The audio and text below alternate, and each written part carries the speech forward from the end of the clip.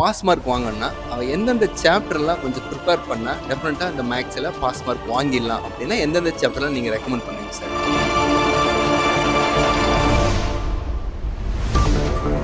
Exam ஹாலில் உள்ள போனதுக்கப்புறம் காமனாக என்னென்ன மிஸ்டேக்ஸ் பண்ணுறாங்க?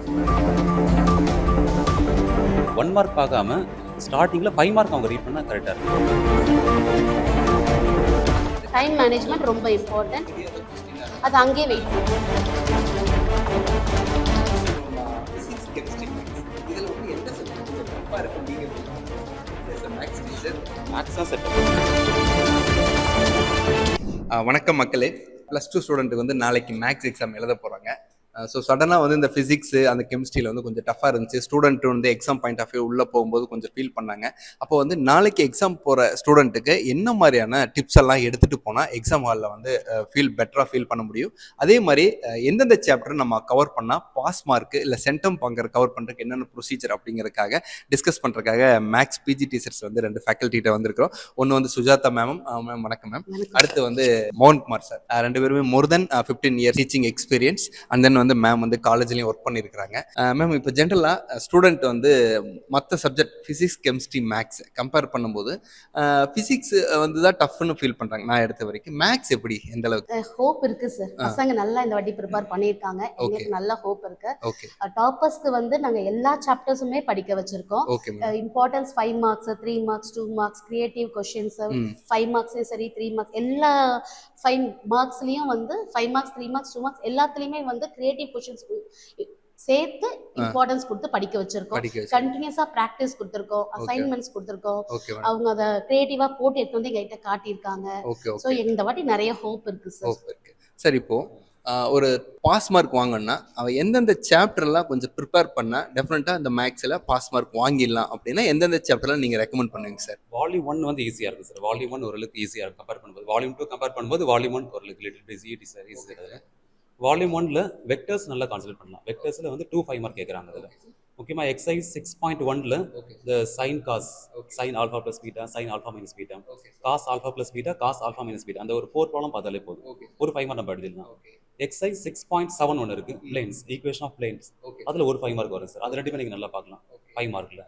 இதுக்கு அடுத்ததான் சாப்டர் 5ல எக்ஸசைஸ் 5.5 அது மட்டும் நல்லா பார்க்கலாம் சார். அதில் ஒரு 5 மார்க். சாப்டர் 1 நல்லா பார்க்கலாம். சாப்டர் 1 ஈஸியாக இருக்கும், மேட்ரிசஸ்.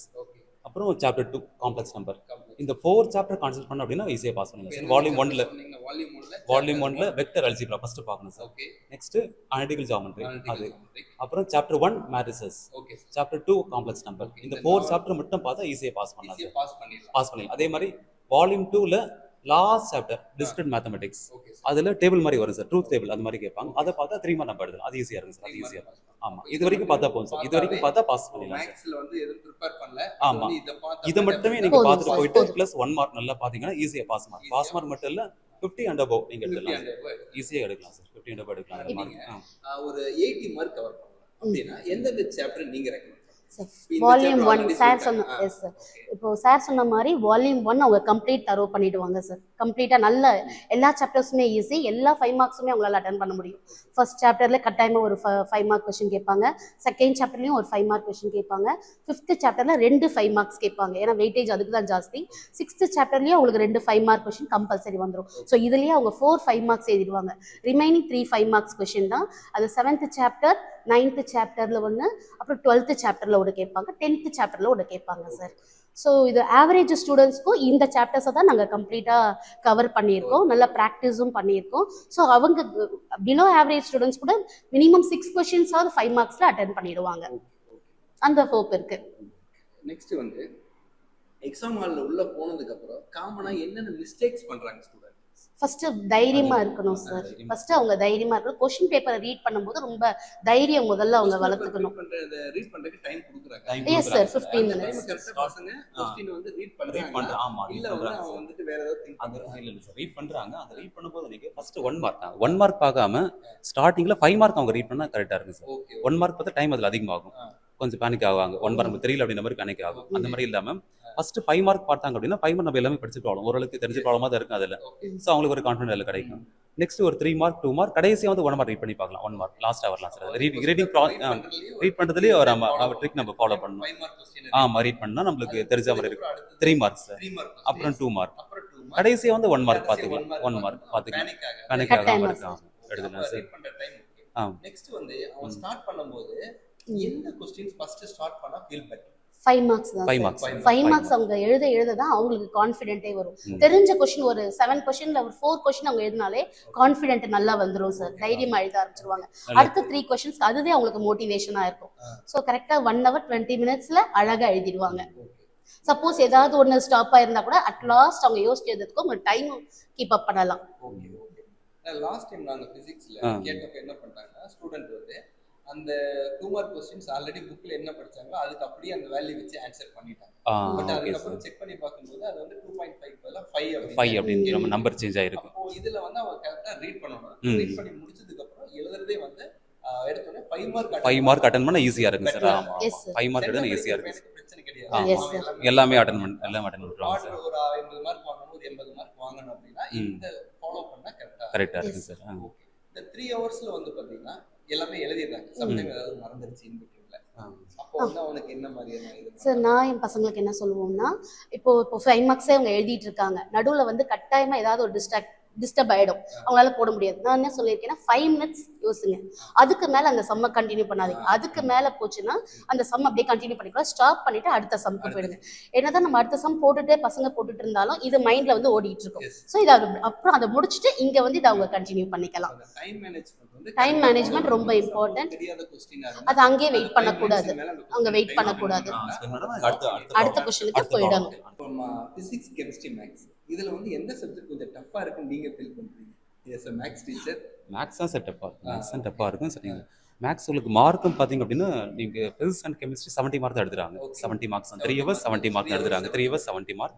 மேத்ஸ் 90 மார்க் எடுத்துறாங்க. 90 மார்க். ஸோ நீங்கள் மார்க் வைஸ் கம்பேர் பண்ணும்போது இதுதான் மார்க் உங்களுக்கு. மேத்ஸ் தான் அதிகம் உங்களுக்கு எடுத்து பொறுத்து மார்க் அதிகம்.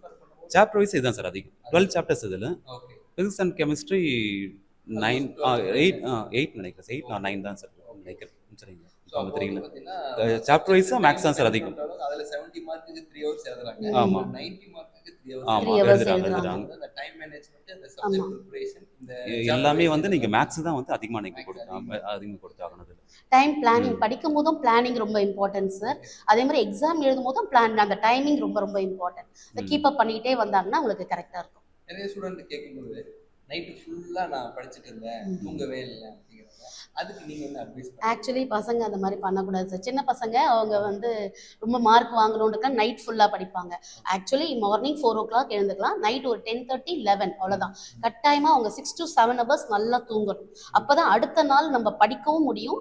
அதுக்கு அடுத்த நாள் வந்து எக்ஸாம் எழுதும் போதும் மைண்ட் நமக்கு வந்து எந்த டிஸ்டர்பும் இருக்காது.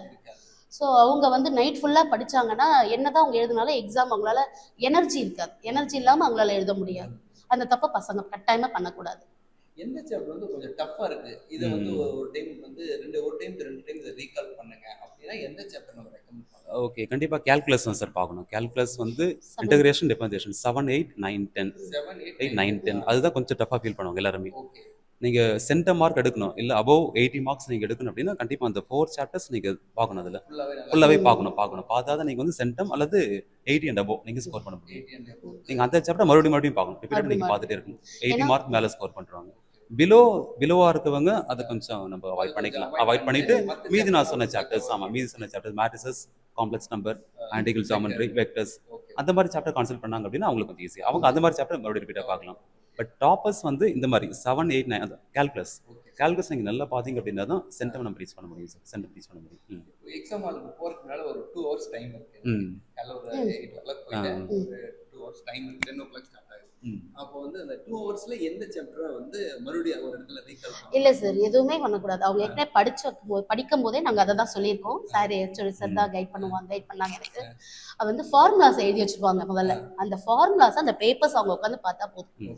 லாஸ்ட் ½ hour அவங்க எதுவுமே பண்ண வேண்டாம். அமைதியாக மைண்ட் ரிலாக்ஸ்டாக வச்சிருந்தாலே போதும். ஃபார்முலாஸ் ரீகால் பண்ண சார்.